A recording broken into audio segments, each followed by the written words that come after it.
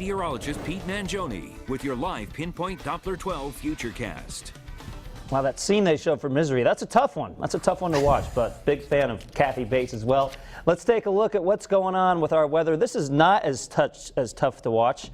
How about this for a golf forecast? Yesterday we had the winds, so if you did not have a good round, well, you could obviously blame those very gusty winds. Today you don't really have that excuse. The winds will be lighter from the northeast at around 5 to 15 miles an hour, shifting around to the south by late afternoon. Noontime around 61, at 3 p.m. 65 degrees. Now, this is an inland forecast. If you're playing at the coast, maybe at the Jamestown Golf Course today, a little bit cooler in the upper 50s to mid 50s by late afternoon. But a nice day to golf across the board.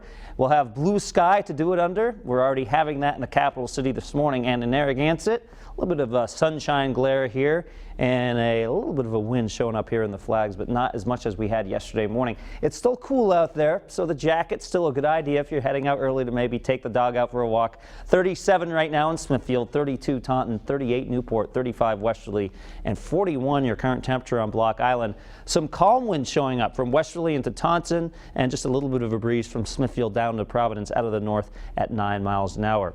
Now, our satellite picture once again shows high pressure in control, so it sort of looks like what we've been seeing the past couple days. But this high pressure, not nearly as dominant. It will be weaker, and when we have those weaker centers of high pressure, what can often happen, especially this time of year, is that they don't control the winds quite as much. So the past couple days, the winds have been coming in like this and staying from the northeast pretty much the entire day. But because this is weaker, we'll have the winds sort of being able to take over by late afternoon. Now, this may not happen, this sea breeze effect, until around 3 or 4. So in the meantime, the coast able to warm up decently throughout the late morning into the early afternoon.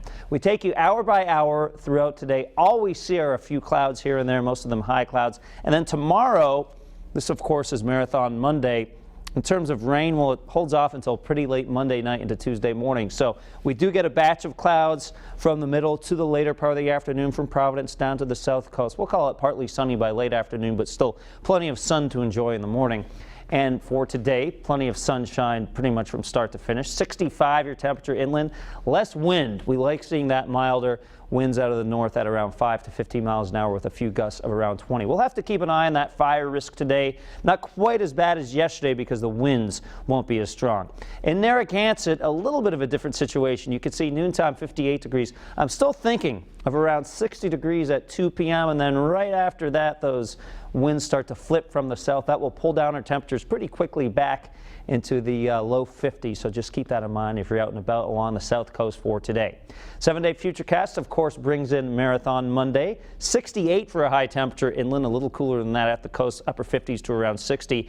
And for those runners, this is actually a pretty good looking forecast. Because of the sea breezes in Boston during the afternoon, when you're finishing the race, you'll probably be running into a cooler air mass, but inland, just a few miles outside of Boston, likely at around 70 degrees. So quite a difference between right at the coast there in Boston and a few miles to the west. For spectators, I know you'd like to hang on to the 70 in Boston for the entire day. If you're heading to the Red Sox game, I don't think we'll quite do that. So the long sleeve or maybe the light jacket, not a bad idea if you're heading out to watch a race or heading to the Red Sox game. You may not need that the whole time, but definitely in the late afternoon. Now on Tuesday, I don't want you to get too alarmed by the showers. It looks like just some morning showers around, certainly not a washout. We will be cooler with high temperatures back into the 50s instead of the 60s. 7-day Futurecast brings in another cool one on Wednesday, but still not too bad. We warm it back up again on Thursday into the upper 60s. Mild with some showers on Friday with a high of 67, and then highs in the low 60s on Saturday with a mix of sun and clouds.